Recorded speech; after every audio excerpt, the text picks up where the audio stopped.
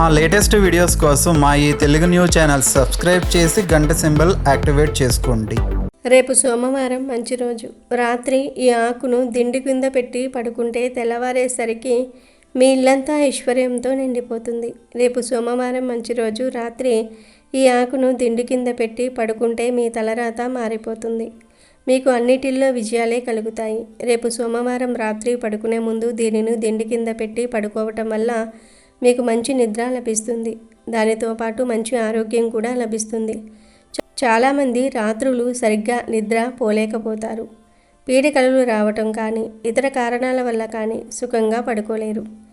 ఒక మనిషి ఉదయం నుండి కష్టపడి పనిచేసి రాత్రికి ఇంటికి వచ్చి పడుకుంటాడు. కానీ కొన్ని సందర్భాల్లో ఎంత ట్రై చేసినా నిద్ర రాకపోవటం జరుగుతుంది. బ్రెయిన్కి తగినంత రెస్ట్ ఇవ్వకపోతే మరుసటి రోజు సరిగ్గా వర్క్ చేయలేరు.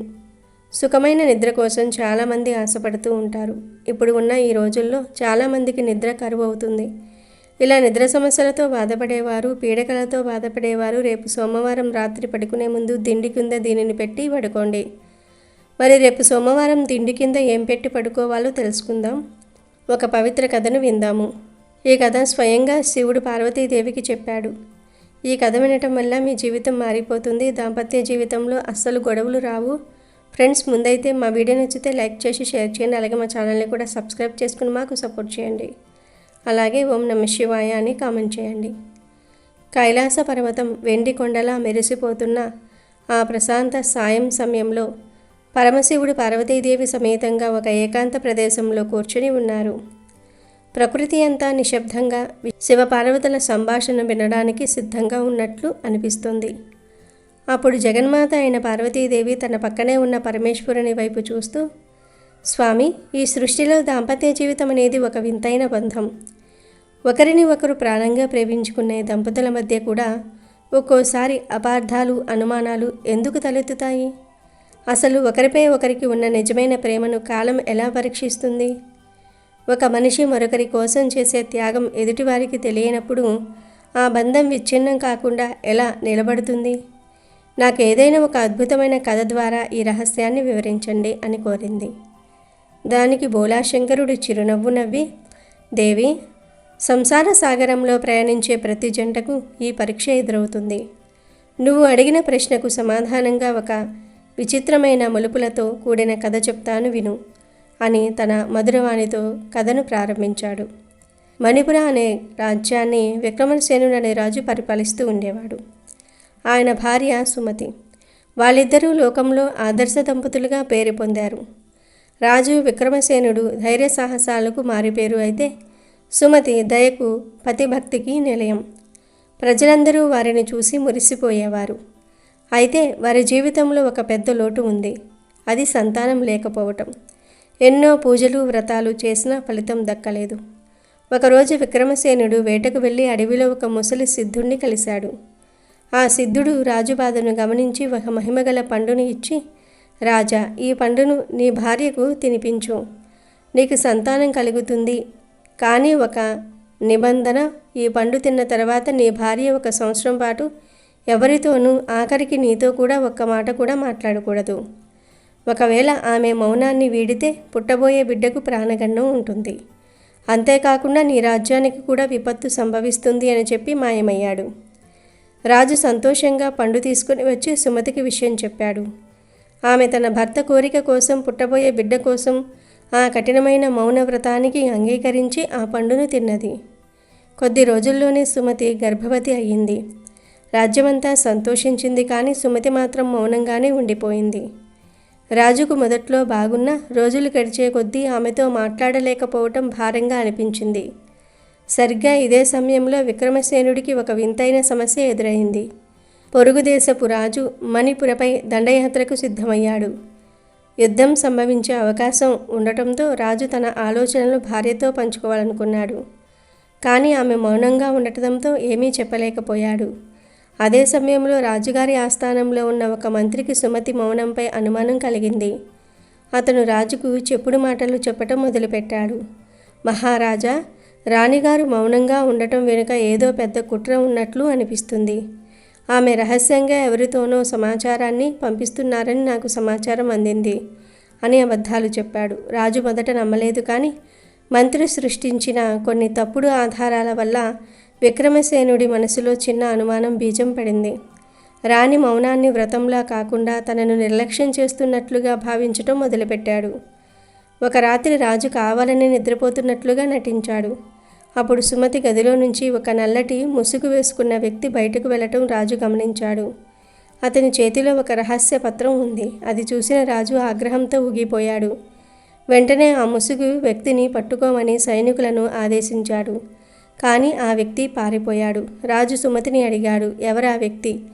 ఈ సమయంలో నీ గదికి ఎందుకు వచ్చాడు? ఆ పత్రంలో ఏముంది? మౌనం వీడి సమాధానం చెప్పు అని గద్దించాడు. కానీ సుమతి కళ్ళల్లో నీళ్లు తిరుగుతున్నా మౌనంగానే ఉంది. రాజు ఏం అడుగుతున్నాడో ఆమెకు అర్థం కాలేదు. ఏం జరిగింది అని అడుగుదాం అనుకుంది, కానీ అంతలో సిద్ధుడు చెప్పిన మాట ఆమెకు గుర్తొచ్చింది. తాను మాట్లాడితే బిడ్డకు రాజ్యానికి ముప్పు వస్తుంది. అందుకే ఆమె నిందను భరించడానికి సిద్ధపడింది, కానీ నోరు విప్పలేదు. రాజు ఆమెను ఒక చీకటి గదిలో బంధించమని ఆదేశించాడు. మంత్రి సంతోషించాడు. ఎందుకంటే ఆ ముసుగు వ్యక్తిని మంత్రే పంపించాడు. రాజ్యాధికారాన్ని దక్కించుకోవడానికి మంత్రి ఆడుతున్న నాటకం అది. కొన్ని రోజులకు శత్రురాజు యుద్ధానికి వచ్చాడు. విక్రమసేనుడు యుద్ధంలో పాల్గొన్నాడు. కానీ విచిత్రం ఏమిటి అంటే తన రాజ్యంలోని ప్రజలలో కొంతమంది అప్పటికే శత్రురాజుతో చేతులు కలిపారు. ఇది గమనించిన రాజు వెంటనే తన వ్యూహాన్ని మొదలుపెట్టాడు. రాజుకు మంత్రి చేసిన మోసాల గురించి ముందే తెలుసు. అతను చెప్పే మాటలను నమ్మినట్లు నటించి ఇంకా తన రాజ్యంలో ఎవరెవరు రహస్య శత్రువులు ఉన్నారో తెలుసుకోవాలి అని అనుకున్నాడు. పాప మంత్రికి ఈ విషయం తెలియక రాజు చేతిలో బందీ అయ్యాడు. కానీ పరిస్థితి ఇక కష్టంగానే ఉంది. యుద్ధంలో రాజు ఓడిపోయే పరిస్థితికి చేరుకున్నాడు. అప్పుడు అనుకోకుండా ఒక అపరిచిత సైన్యం వచ్చి విక్రమసేనుడికి సహాయం చేసి శత్రువులను తరిమికొట్టింది. ఆ సైన్యాన్ని నడిపిస్తున్నది ఎవరో కాదు, సుమతి తమ్ముడు. శివుడు ఇలా అంటున్నాడు, పార్వతి, సుమతి తన తపోఫలంతో తన తమ్ముడికి సందేశాన్ని పంపింది. ఇది గ్రహించిన రాజు తన భార్య చేసిన పనికి గర్వపడ్డాడు. శత్రువులతో పోరాడుతూనే తన రాజ్యంలో తిరుగుబాటు చేయాలనుకున్న మంత్రి కేశవాని మరియు అతని అనుచరులను పట్టుకున్నాడు. యుద్ధం ముగిసింది. శత్రువులు పారిపోయారు. దేశద్రోహులు బందీలయ్యారు. విజయ గర్వంతో కోటకు తిరిగి వచ్చిన రాజు వెంటనే రాణి ఉన్న రహస్య ప్రదేశానికి వెళ్ళాడు. అప్పటికే ఆమెకు పురిటి నొప్పులు మొదలై ఒక అందమైన మగబిడ్డకు జన్మనిచ్చింది. సిద్ధుడు చెప్పిన కాలపరిమితి ముగియడంతో ఆమె మౌనం వీడింది. రాముజు ఆమె దగ్గరికి వెళ్ళి బిడ్డను ఎత్తుకుని ముద్దాడి సుమతి కళ్ళల్లోని నీటిని తుడుస్తూ అసలు విషయం చెప్పడం మొదలుపెట్టాడు. సుమతి, నేను నిన్ను అనుమానించానని నువ్వు బాధపడ్డావని నాకు తెలుసు. కానీ నేను ఆ మంత్రి చెప్పే ప్రతి మాటను నమ్మినట్లు నటించింది కేవలం మన రాజ్యంలో ఉన్న కలుపు మొక్కలను ఏరి పారేయడానికే. నువ్వు మౌనవ్రతంలో ఉన్నప్పుడు నిన్ను రక్షించుకోవటమే నా మొదటి కర్తవ్యం. ఒకవేళ నేను యుద్ధంలో ఓడిపోయినా లేదా ఈ కుట్రదారులు నాపై దాడి చేసినా నీకు మరియు మన పుట్టబోయే బిడ్డకు ఎటువంటి ఆపద రాకూడదనే ఉద్దేశంతోనే నిన్ను శిక్షిస్తున్నట్లుగా నటించి ఈ సురక్షితమైన ప్రదేశానికి పంపాను. నా మనసులో నీపై ఎన్నడూ కోపం కానీ ద్వేషం కానీ కలగలేదు. నీ త్యాగము, నీ మౌనం మన బిడ్డను కాపాడాయి. నా నటన మన రాజ్యాన్ని కాపాడింది అని వివరించాడు. సుమతి భర్త తెలివితేటలకు తనపై ఆయనకున్న అపారమైన ప్రేమకు మురిసిపోయింది. అయితే రాజ్యంలో బంధించబడిన మంత్రి కేశవ అంతకన్నా ముందే రాణిని తనకు పుట్టబోయే బిడ్డను చంపమని ఒక మనిషిని పురమాయించాడు. అతను రాజు అక్కడ ఉండటం చూసి ఒక రహస్య బాణాన్ని రాజుపైకి ప్రయోగించాడు. కానీ ఆ బాణం అప్పుడే పుట్టిన బిడ్డ వైపు దూసుకువచ్చింది. సుమతి వెంటనే తన మౌనవ్రతం ద్వారా సంపాదించిన తపఫలాన్ని ధారపోసి ఆ బాణాన్ని గాలిలోనే భస్మం చేసింది. అది చూసి సిద్ధుడు మళ్ళీ ప్రత్యక్షమయ్యాడు. రాజా, నీ బుద్ధిబలం రాజ్యాన్ని కాపాడింది. కానీ నీ భార్య మౌనశక్తి నీ వంశాన్ని కాపాడింది. మీ ఇద్దరి మధ్య ఉన్న ఈ పరస్పర విశ్వాసమే మీ విజయానికి కారణం. భార్యాభర్తలు ఒకరి లక్ష్యాన్ని మరొకరు అర్థం చేసుకున్నప్పుడు కాలం కూడా వారిని ఏమీ చేయలేదు అని దీవించాడు. శివుడు ఇంకా కొనసాగిస్తూ, పార్వతి, భార్య యొక్క పాతివ్రత్యం, సంకల్పం భర్తను ఏ ఆపద నుండైనా కాపాడగలవు. అలాగా భర్త ఇచ్చే కనీస గౌరవం, నమ్మకం ఆమెకు కొండంత బలాన్ని ఇస్తాయి అన్నాడు. పార్వతి మందహాసం చేస్తూ, నిజమే స్వామి, లోకంలో దంపతులిద్దరూ ఒకరినొకరు అర్థం చేసుకుంటే ఈ సృష్టి అంతా ప్రేమమయం అవుతుంది అని అన్నది. ఈ కథ ద్వారా మనకు తెలిసింది ఏమిటంటే జీవిత భాగస్వామి మౌనం వెనుక 1000 కారణాలు ఉండవచ్చు, కానీ ఆ మౌనాన్ని అపార్థం చేసుకోకుండా వారిపై నమ్మకం ఉంచటమే నిజమైన ప్రేమ. లోకం నిందలు వేసినప్పుడు కూడా తోడుగా నిలబడేవాడే నిజమైన భర్త. అలాగే భర్త కష్టాల్లో ఉన్నప్పుడు తన సర్వస్వాన్ని త్యాగం చేసేదే నిజమైన భార్య. ఈ కథ విన్న తర్వాత పార్వతి మనసు తేలికపడింది. జగత్ పితరులైన వారిద్దరి సంభాషణ ఇలా సాగుతూ ఉండగా దేవతలందరూ ఆకాశం నుండి పూలవాన కురిపించారు. దాంపత్య జీవితం అనేది కేవలం 2 వ్యక్తుల కలయిక కాదు, అది 2 ఆత్మల ఏకీకరణ అని ఈ కథ నిరూపిస్తుంది. ఇక వీడియోలోకి వస్తే, మనలో చాలామంది మాకు రాత్రులు నిద్ర పట్టడం లేదు, పగలు అంత కష్టపడినా రాత్రి నిద్ర పట్టడం లేదు, మాకు ఎక్కువగా నరదృష్టి ఉంది అని చెప్పేసి బాధపడుతూ ఉంటారు. అయితే మీపై ఉన్న నరదృష్టి తొలగిపోయి రాత్రిపూట మీకు సుఖమైన నిద్ర పట్టాలి అంటే రేపు సోమవారం రాత్రి దీనిని దిండు కింద పెట్టి పడుకోండి. మరి అది ఏమిటి అంటే తమలపాకు. అవును, తమలపాకే. తమలపాకును దిండు కింద ఇప్పుడు మనం చెప్పుకోబోయే విధంగా పెట్టుకొని పడుకుంటే మీకు మంచి నిద్ర పడుతుంది. దానివల్ల మీకు కొత్త కొత్త ఆలోచనలు చేసే శక్తి వస్తుంది. రేపు సోమవారం ఉదయం మీరు పూజ చేసేటప్పుడు ఒక మంచి తమలపాకును తీసుకోండి.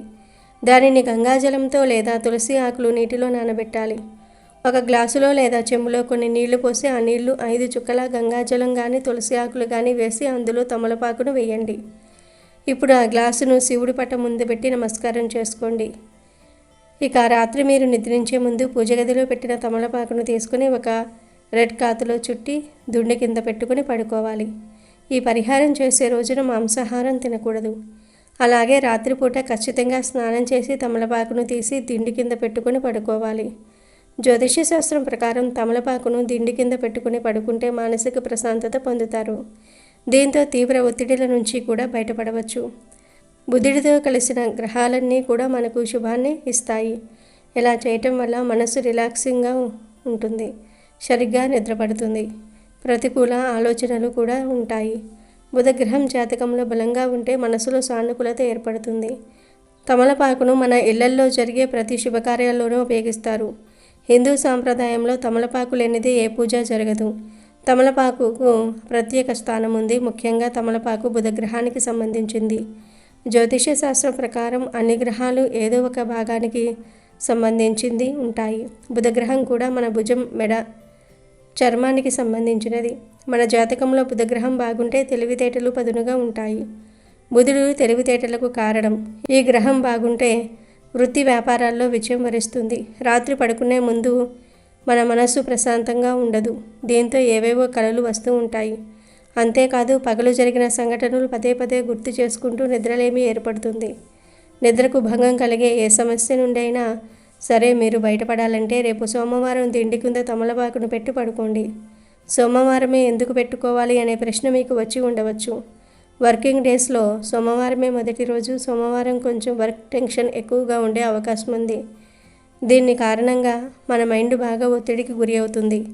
మైండ్ రిలాక్స్ చేసుకోవడానికి తమలపాకు బాగా ఉపయోగపడుతుంది.